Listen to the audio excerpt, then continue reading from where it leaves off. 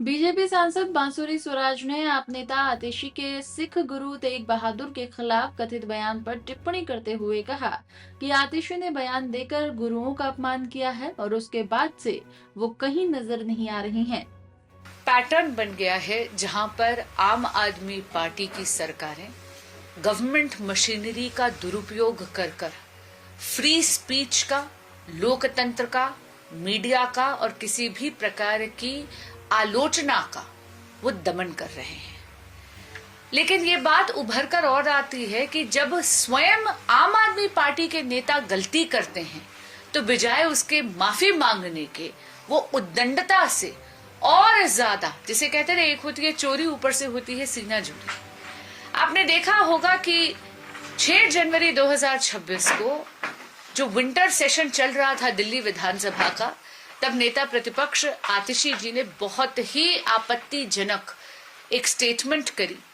Debate चल रही थी कि परम आदरणीय गुरु तेग बहादुर जी के 350वें शहादत का एक स्मरणोत्सव जो दिल्ली सरकार ने माननीय मुख्यमंत्री रेखा गुप्ता जी के प्रेरणा से जो मनाया था, यहाँ पर लाल किले पे 3 दिन का इतना बड़ा समागम हुआ था, उस डिबेट के अंदर ही आतिशी जी ने गुरुओं का अपमान करा और इतनी ज्यादा आपत्तिजनक स्टेटमेंट दी कि एक एक भारतीय का मन कचोट दिया उन्होंने।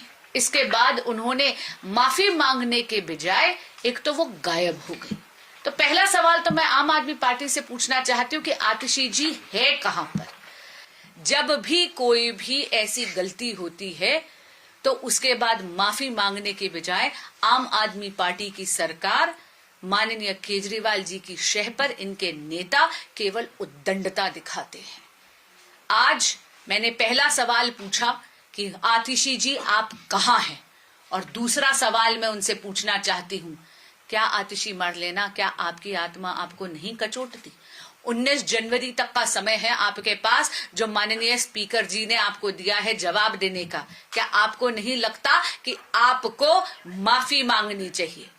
और एक और बात मैं फैक्चुअली आप सबके सामने कहना चाहूंगी। 1 मिनट के लिए अगर वो कहती हैं कि उन्होंने गुरु शब्द का प्रयोग नहीं करा, मित्रों, किसी भी स्टेटमेंट को कंटेक्चुअलाइज करना बहुत जरूरी है कि वो किस परिवेश में बोली गई है।